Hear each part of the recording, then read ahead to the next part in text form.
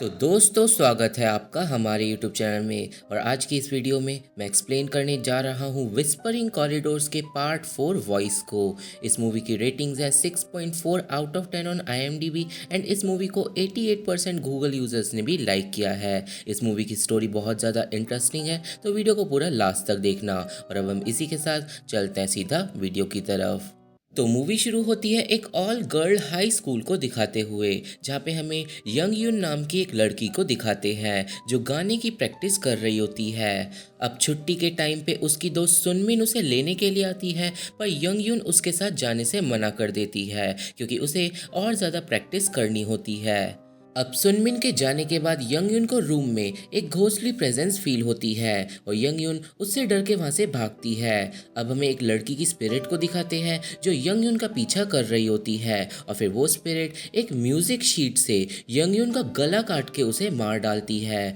और scene cut हो जाता है। अब अगले दिन यंग यून को दिखाते हैं जो सिंगिंग रूम में सोकर उठती है और उसे लगता है कि जो भी रात को हुआ वो बस एक सपना था। अब यंग यून अपनी क्लास में जाती है पर कोई भी उसे नोटिस नहीं करता और फिर सीलिंग से जो पानी गिर रहा होता है वो यंग यून के आर पार चले जाता है और फिर यंग यून कंफ्यूज हो जाती है। अब तभी स्कूल की लड़कियां यंग यून के आर पार निकलने लगती हैं और यंग यून समझ जाती है कि वो कल रात को सच में मर चुकी है। अब यंग यून भागकर अपनी क्लास में पहुंचती है और लड़कियों से बात करने की कोशिश करती है, पर कोई भी उसकी आवाज़ को नहीं सुन पाता। और फिर यंग यून स्कूल से भागने की कोशिश करती है, पर बिल्डिंग से निकलते ही वो फिर से स्कूल के अंदर पहुंच जाती है और इसका मतलब यंग यून की स्पिरिट असल में स्कूल के अंदर फंस चुकी है। अब हमें स्कूल की म्यूजिक टीचर को दिखाते हैं जिसे यंग यून का फोन सिंगिंग रूम में मिलता है और फिर हमें सुनमिन को दिखाते हैं जो उदास होती है क्योंकि उसकी बेस्ट फ्रेंड यंग यून स्कूल नहीं आई होती।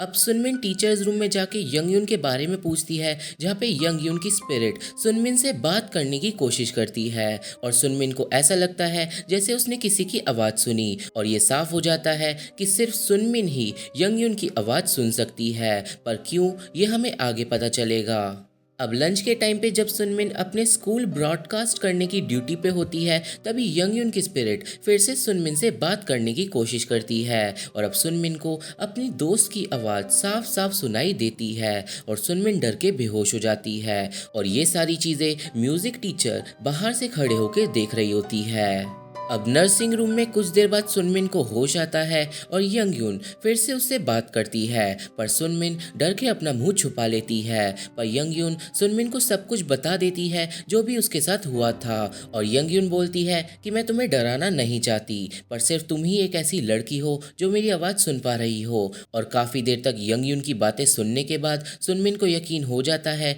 कि जो आवाज़ उसे आ रही है वो उसकी दोस्त यंग यून की आवाज़ है। अब अगले सीन में सुनमिन यंग यून से नॉर्मली बात कर रही होती है और फिर यंग यून सुनमिन को बताती है कि उसे लास्ट चीज़ ये याद है कि वो एलिवेटर के पास मर गई थी, पर उसे किसने और क्यों मारा ये उसे बिल्कुल भी याद नहीं है। अब सुनमिन बोलती है कि कल रात को उसने म्यूजिक टीचर को सिंगिंग रूम से निकलते हुए देखा था और वही शायद तुम्हारी कातिल है, पर यंग यून को इस बात पे यकीन नहीं होता क्योंकि म्यूजिक टीचर उससे काफ़ी ज़्यादा अच्छे से व्यवहार करती थी। अब हमें पास्ट के एक सीन को दिखाते हैं जब यंग यून जिंदा थी और वो सुनमिन के साथ बॉयलर रूम में गई थी और फिर उन दोनों की बातों से हमें पता चलता है कि यंग यून अपनी क्लास की सबसे माहिर सिंगर थी और जो उनकी म्यूजिक टीचर है उसके गले में कैंसर है जिसकी वजह से वो गाना नहीं गा सकती और ज़्यादा जोर देने पे उसकी आवाज़ भी जा सकती है। अब सीन वापस प्रेजेंट में जाता है जहाँ पे सुनमिन अपनी क्लास की चोहा नाम की एक लड़की के पास जाती है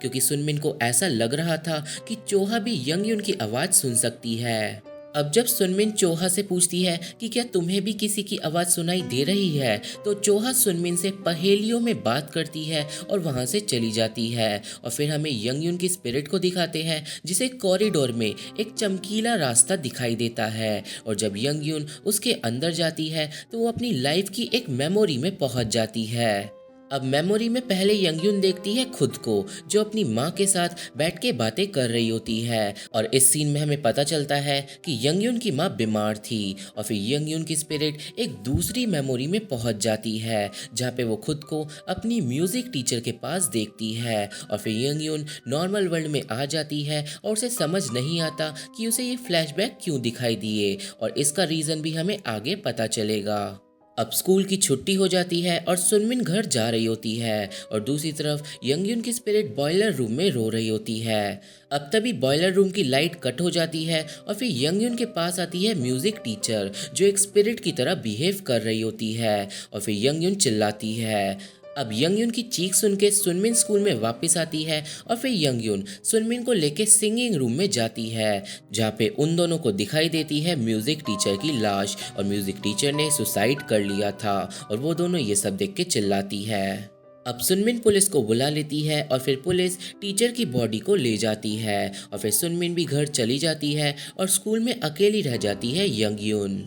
अब अगले दिन स्कूल में जब सुनमिन सिगरेट पीने के लिए छत पे जाती है तो वहाँ पे आती है चोहा, और चोहा सुनमिन को बताती है कि उसने भी यंगयून की आवाज़ सुनी है। और हमें पता चलता है कि चोहा बचपन से ही भूतों की आवाज़ को सुन सकती है, और ये बात बताने के बाद चोहा वहाँ से चली जाती है। अब अगले सीन में यंगयून और सुनमिन को दिखाते हैं, जो सोच रहे होते हैं कि आखिर म्यूजिक टीचर ने सुसाइड क्यों कर लिया। और तभी यंगयून को रियलाइज होता है कि स्कूल में उसके अलावा भी एक और स्पिरिट है, क्योंकि यंगयून की स्पिरिट ने एक अजीब आवाज को पहले सुना था। और फिर इस बारे में सुनमिन जाके चोहा से पूछती है कि क्या तुमने यंगयून की आवाज के अलावा किसी और आवाज को स्कूल में सुना था। और चोहा हाँ बोलती है, पर उसे ये नहीं पता होता कि वो अननोन आवाज किसकी है। और ये साफ हो जाता है कि इस मर्डर मिस्ट्री में एक और लड़की इन्वॉल्व है। अब जब सुनमिन चोहा के पास से जा रही होती है तो चोहा उसे रोककर बोलती है कि एक स्पिरिट को ना हम देख सकते हैं और ना ही सुन सकते हैं,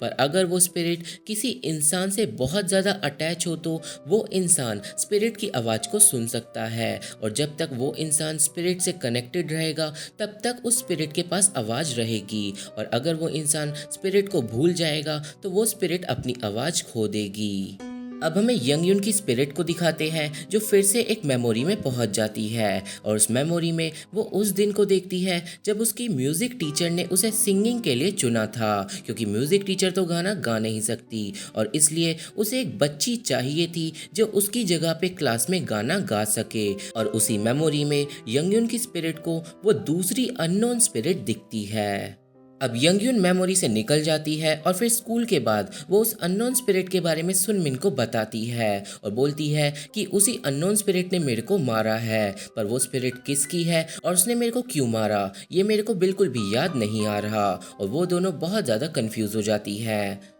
अब आगे बातों में हम व्यूअर्स को पता चलता है कि सुनमिन कभी भी यंगयून के घर नहीं गई है, पर जो यंगयून की स्पिरिट होती है उसे ऐसा लग रहा था कि सुनमिन उसके घर जा चुकी है, और यंगयून और ज़्यादा कंफ्यूज हो जाती है। अब अगले दिन सुनमिन थकी हुई होती है जब चोहा उसके पास आती है, और चोहा सुनमिन के दिमाग में एक क्वेश्चन डाल देती है कि अगर यंगयून मर चुकी है तो उसकी डेड बॉडी कहाँ पे है। और सुनमिन बोलती है कि वो शायद मरी नहीं है, वो बस इनविजिबल हो गई है और उसे कुछ भी याद नहीं है जो भी उसके साथ हुआ था। और चोहा सुनमिन को बोलती है कि तुम यंगयून की बातों पे यकीन मत करो, क्योंकि एक आत्मा सिर्फ वही चीज़ें याद रखती है जो वो याद रखना चाहती है। और इस सीन में हम व्यूअर्स समझ जाते हैं कि यंगयून असल में ऑलरेडी सब कुछ जानती है, पर वो सब कुछ भूल चुकी है, क्योंकि वो असलियत को याद नहीं रखना चाहती, और इसलिए वो बहुत ज़्यादा कंफ्यूज्ड है और बार बार अपनी पुरानी यादों में जा रही है।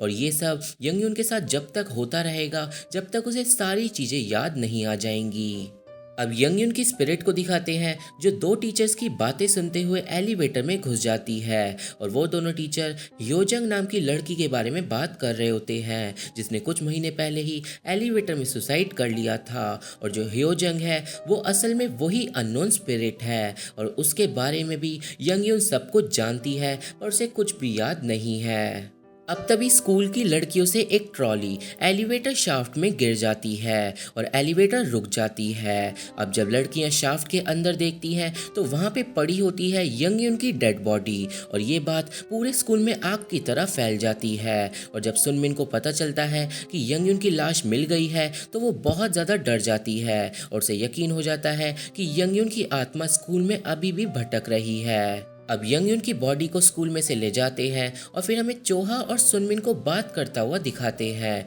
जहाँ पे सुनमिन बताती है कि जो यंगयुन की स्पिरिट है वो बहुत ज़्यादा अजीब है, क्योंकि वो जो बातें बोलती है उसमें से कुछ सच होती हैं और कुछ झूठ, और उसकी स्पिरिट काफ़ी ज़्यादा कंफ्यूज्ड है। और फिर चोहा के कहने पे वो दोनों जाती हैं यंगयुन के घर पे छानाबीनी करने के लिए, और उसके घर पे सुनमिन को यंगयुन और उसकी मम्मी की फ़ोटोज़ मिलती हैं जिनमें यंगयुन ने अपनी माँ का चेहरा काट रखा होता है। और ये सब देख के सुनमिन को थोड़ा अजीब फील होता है। अब यंगयुन के घर से निकलने के बाद जब चोहा और सुनमिन बात कर रहे होते हैं तो हमें पता चलता है कि यंगयुन की माँ ने हॉस्पिटल की छत से कूदकर सुसाइड कर लिया था, और उसी के बाद सुनमिन और यंगयुन दोस्त बने थे। और सुनमिन यंगयुन को ज़्यादा अच्छे से नहीं जानती थी, पर वो दोनों फिर भी बेस्टीज थे। और अब सुनमिन बोलती है कि उसे अपनी सिचुएशन से डर लग रहा है और वो और ज़्यादा यंगयुन की स्पिरिट से बात नहीं करना चाहती। और चोहा सुनमिन को समझाती है कि अगर तुम यंगयुन को भूल जाओगी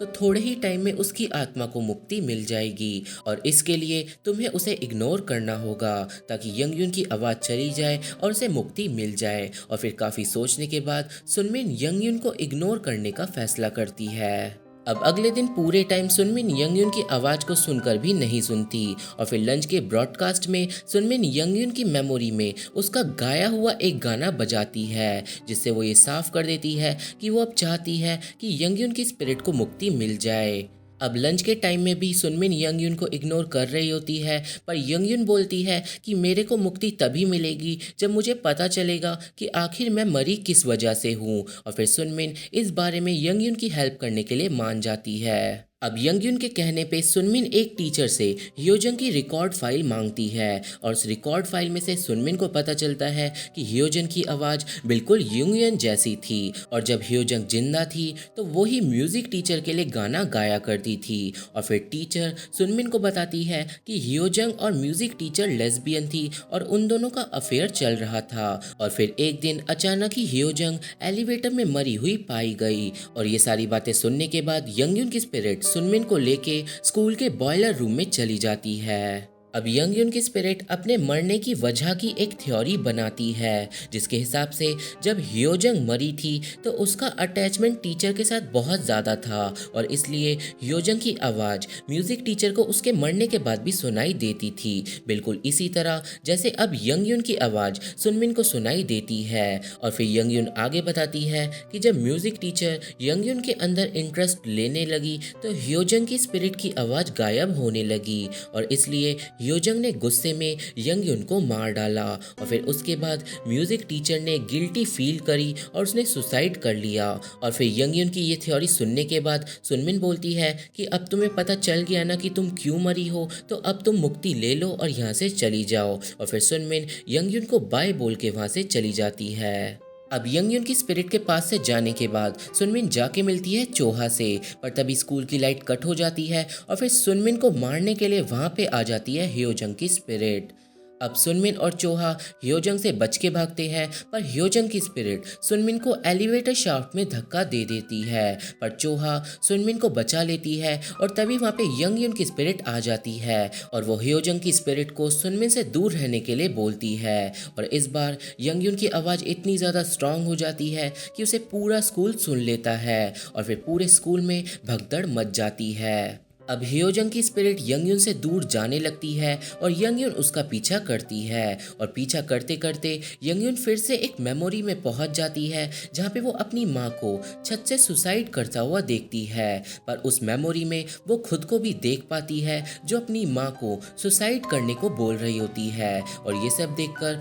यंगयुन चौंक जाती है। अब यंगयून वापस स्कूल में पहुंच जाती है जहाँ पे उसे अपना खुद का एक और रूप दिखाई देता है और वो रूप यंगयून के आगे सारी सच्चाई खोल देता है। और इस सीन में हमें पता चलता है कि यंगयून को मल्टीपल पर्सनैलिटी डिसऑर्डर है, जिसकी वजह से उसकी दो पर्सनैलिटी हैं, एक अच्छी है और एक बुरी है। और इस सीन में जो हमें दो अलग अलग यंगयून दिख रही हैं वो असल में यंगयून की अच्छी और बुरी साइड को दर्शा रही हैं। अब बुरी वाली यंगयून अच्छी वाली यंगयून को बोलती है कि तुमने अपनी माँ को मैनिपुलेट करके सुसाइड करने पे मजबूर किया था क्योंकि तुम उससे बहुत ज़्यादा तंग आ गई थी और तुम उससे नफरत करती थी। पर अच्छी यंगयून बोलती है कि ये झूठ है और मैं अपनी माँ से बहुत ज़्यादा प्यार करती थी। और फिर तभी यंगयून एक और मेमोरी में चली जाती है और उस मेमोरी में यंगयून को पता चलता है कि जब म्यूज़िक टीचर ने यंगयून को हेड सिंगर बनाया था तो ह्योजंग की स्पिरिट यंगयून के पास आई थी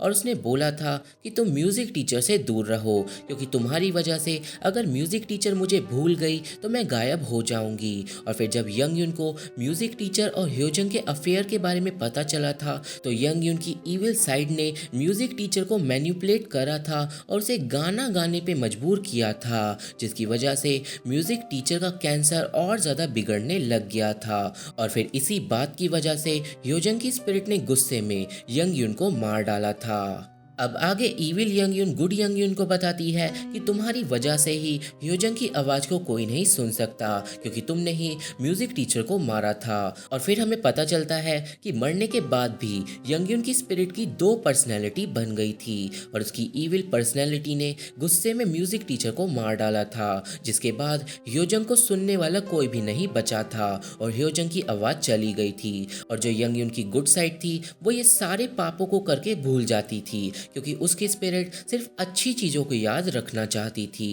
अब ये सारी चीज़ें पता चलने के बाद यंगयून के पास आती है ह्योजंग की स्पिरिट जिसकी आवाज़ नहीं निकलती। और अब यंगयून समझ जाती है कि जब सुनमिन उसे भूल जाएगी तो उसका भी हाल बिल्कुल ह्योजंग जैसा हो जाएगा।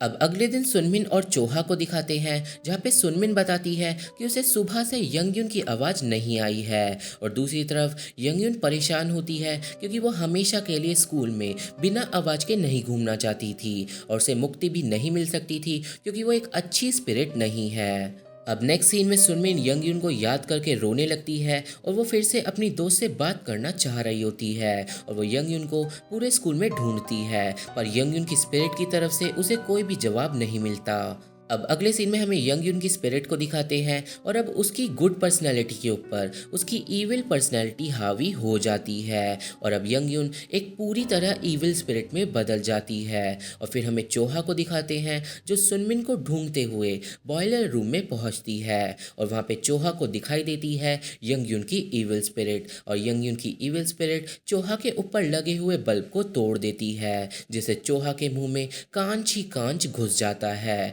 और चोहा मारी जाती है। और फिर जब सुनमिन बॉयलर रूम में आती है तो यंगयून की इविल स्पिरिट उसे भी पकड़ लेती है और सीन कट हो जाता है। अब हमें 1 महीने बाद का सीन दिखाते हैं जहाँ पे स्कूल में सुनमिन को हमें दिखाया जाता है और उसके अंदर से अब आवाज़ आ रही होती है यंगयून की और इसका मतलब यंगयून की स्पिरिट ने अब सुनमिन के शरीर पे कब्जा कर लिया है ताकि उसकी आवाज़ कभी भी गायब ना हो। अब मूवी के एंड क्रेडिट सीन में हमें चोहा की स्पिरिट को दिखाते हैं जिसकी आवाज़ नहीं निकल रही होती क्योंकि उसके साथ कोई भी इंसान अटैच्ड नहीं होता और इसलिए उसकी आवाज़ कोई भी सुनने वाला नहीं होता और मूवी यहीं पे ख़त्म हो जाती है। तो ये थी एक्सप्लेनेशन विस्परिंग कॉरिडोर्स के पार्ट 4 वॉइस की और मुझे आशा है कि आप सभी को ये धमाकेदार स्टोरी समझ आ गई होगी। ये मूवी बहुत ज़्यादा इंटरेस्टिंग है और मुझे आशा है कि आपको मेरी ये वीडियो पसंद आई होगी और आप सभी को ये मूवी समझ आ गई होगी। तो आज की वीडियो में बस इतना ही। वीडियो पसंद आए तो चैनल को सब्सक्राइब कर देना, वीडियो को लाइक एंड शेयर करना मत भूलना। Thank you, bye bye.